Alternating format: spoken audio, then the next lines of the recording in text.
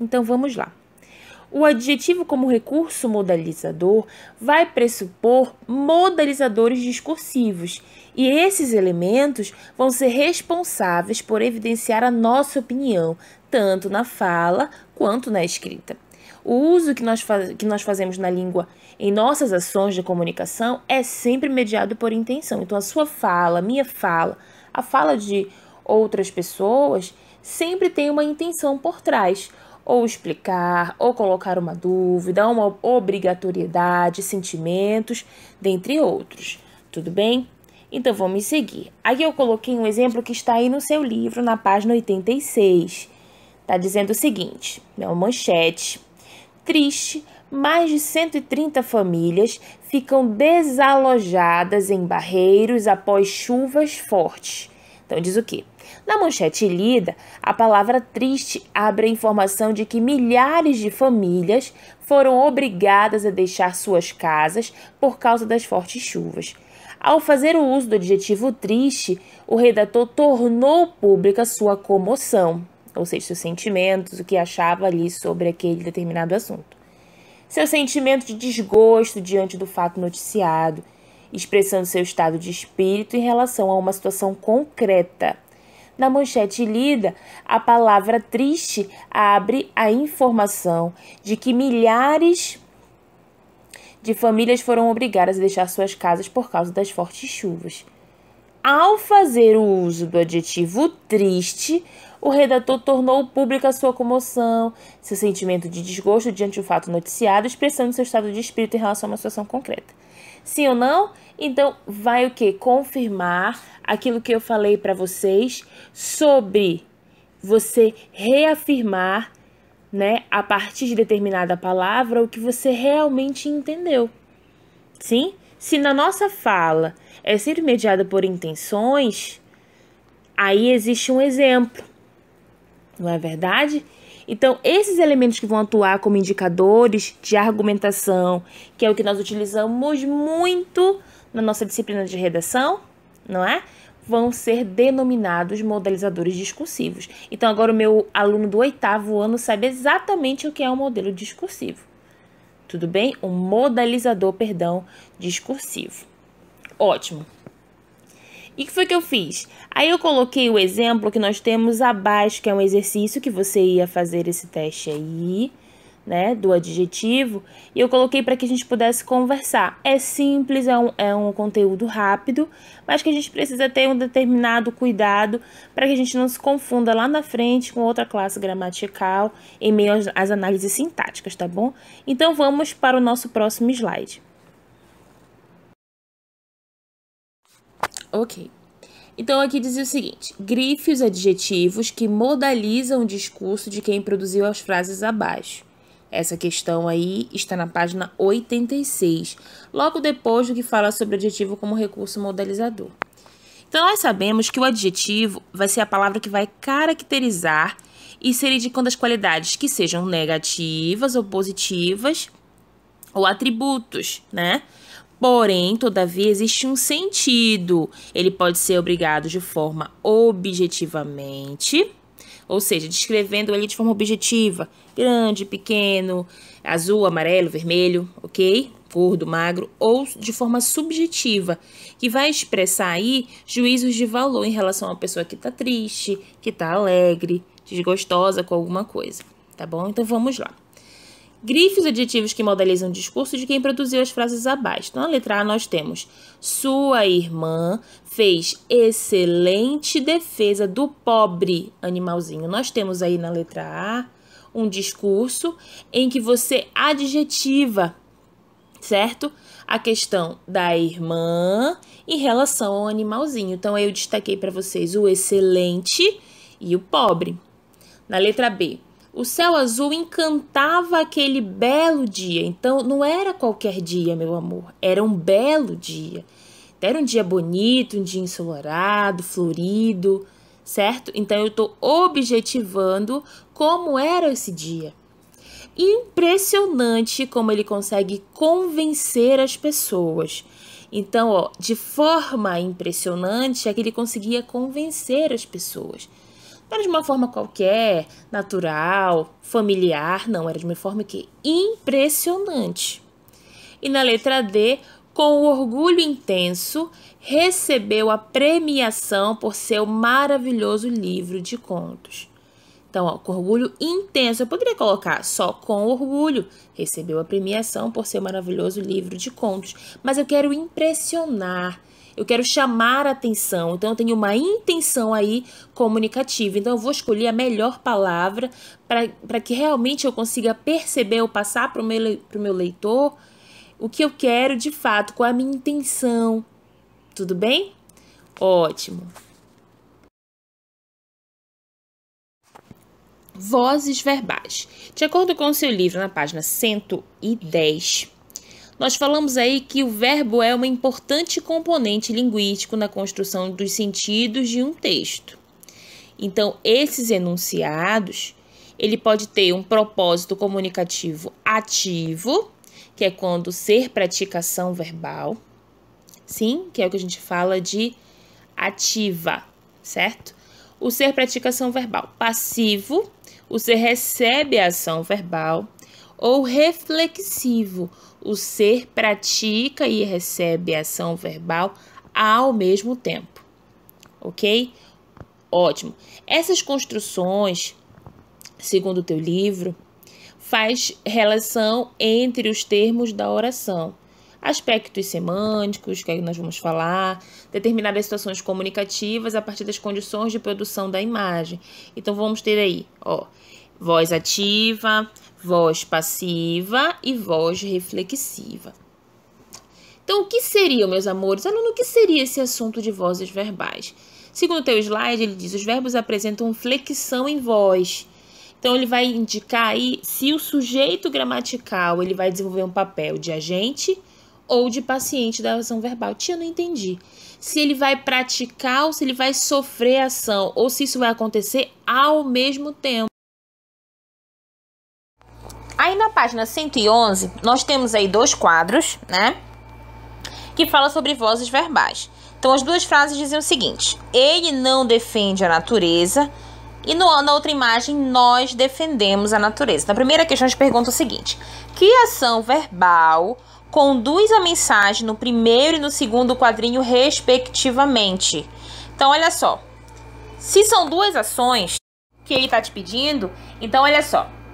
Vai ser a ação de não defender e a ação de defender. Então, essa seria a resposta, tá bom? Na primeira questão vai ficar a ação de não defender e a ação de defender. Na segunda questão, ele diz que elementos linguísticos nos 2 quadrinhos apontam para a prática de ação verbal indicada por você na questão anterior e como se chamam sintaticamente esses elementos. Então, olha só. Na segunda questão, seria no primeiro quadrinho, quem seria? Ele, né? Ele não defende a natureza. E no segundo quadrinho, nós. Então, esse seria o quê? Sujeito. Então, fica primeiro quadrinho, ele, e segundo quadrinho, nós, sujeito. Tá certo? Beleza. Terceira questão. Quais os alvos da ação expressa pelo verbo indicada na questão 1? E qual o papel sintático desses alvos?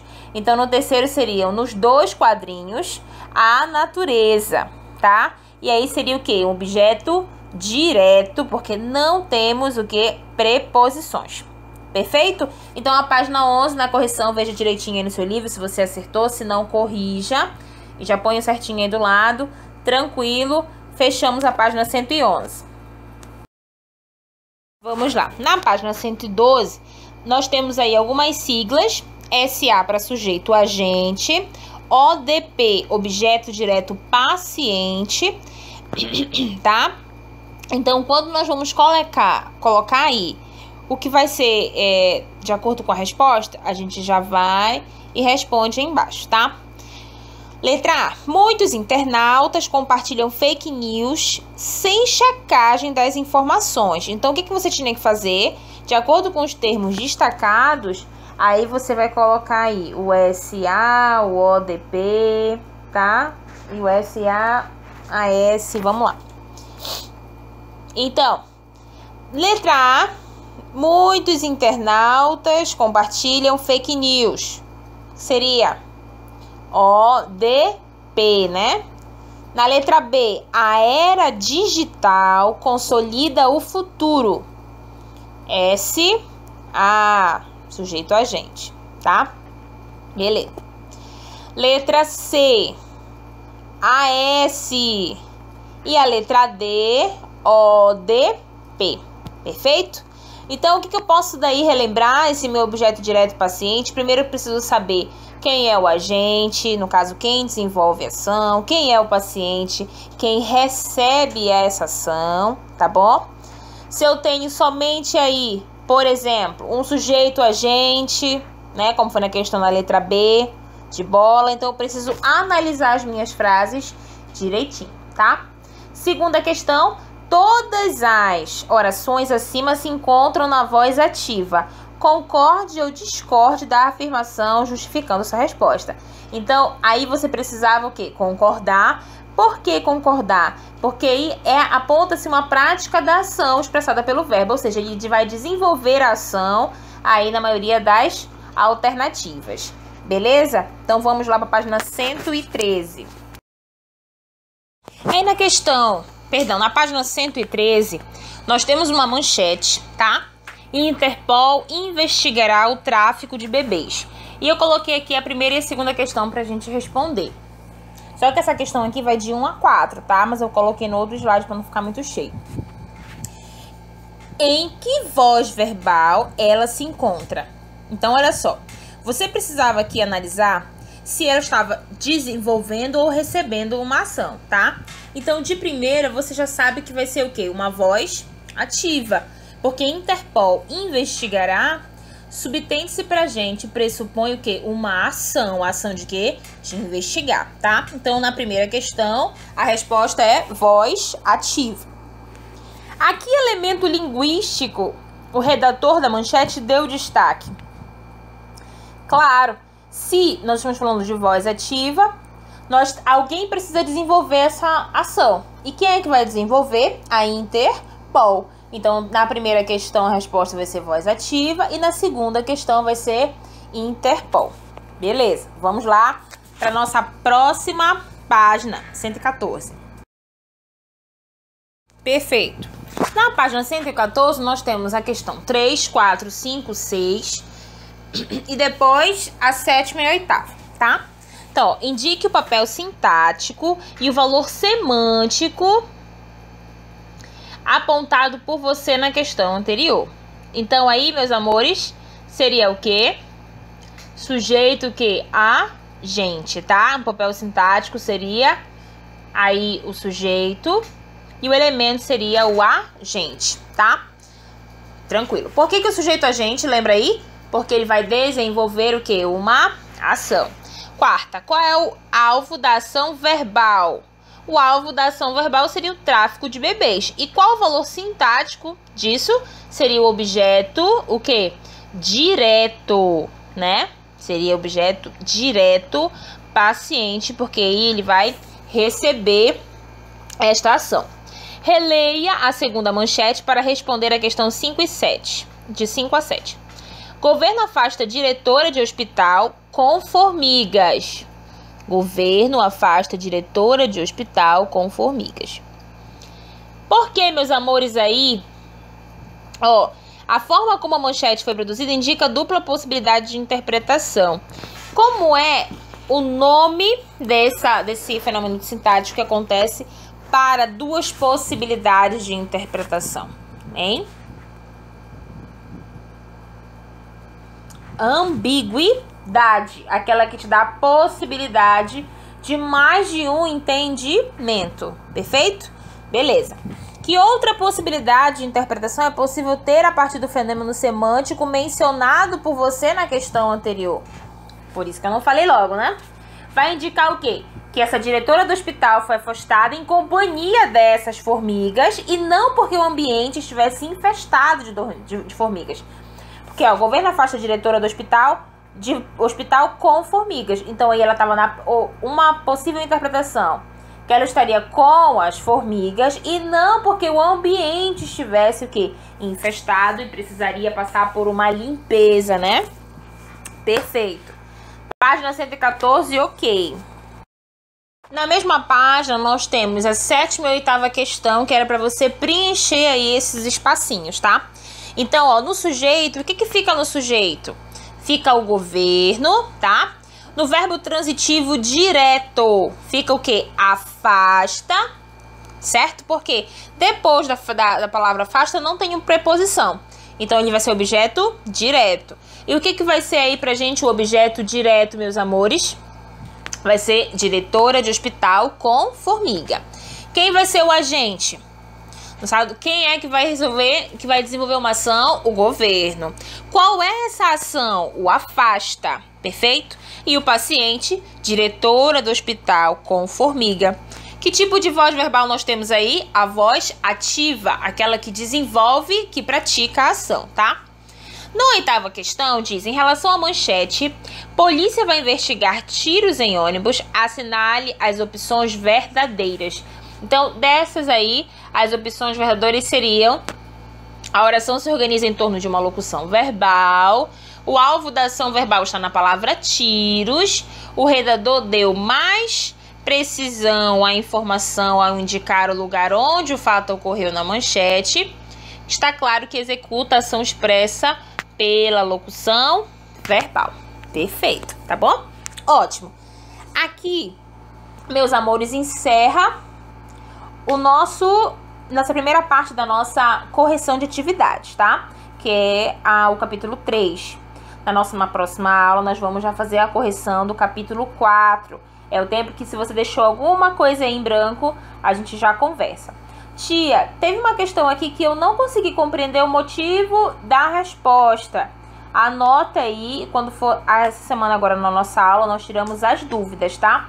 O que acontece? Como eu falei lá no início, nós estamos utilizando agora as nossas correções para a gente fazer essa retomada de assunto, para ficar bem claro para nossa segunda avaliação. Então, é a oportunidade que você tem. Sempre vem o assunto explicado, retomado, e logo depois vem as nossas correções de atividades, tá? Beijo grande, meus amores, até a próxima aula. Façam as atividades, hein? Beijo! A sua aula continua no próximo vídeo.